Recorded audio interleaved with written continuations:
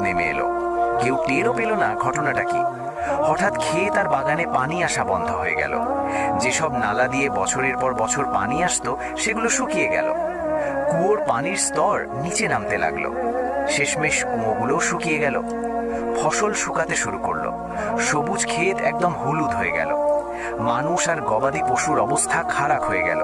তৃষ্ণায় সবার প্রাণ ওষ্ঠাগত। বাচ্চারা কাঁদছে, বুড়োরা কাতরাচ্ছে। আয়ান যখন এসব দেখল, তার তো কলিজা শুকিয়ে গেল। সে সারা রাত জেগে থাকতো, ভাবতো এখন কি করা যায়, কিভাবে গ্রামের মানুষকে সাহায্য করা যায়। এসব দেখে তার মন ভেঙে যাচ্ছিল। সকাল সন্ধ্যা গ্রামের মানুষ আকাশের দিকে তাকিয়ে থাকতো, যদি কোনো মেঘ দেখা যায়, যদি একটু বৃষ্টি হয়। কিন্তু হায়, কিছুই হলো না। পানির নাম গন্ধও নেই। মানুষ পেরেশান, পশু পাখি বেহাল।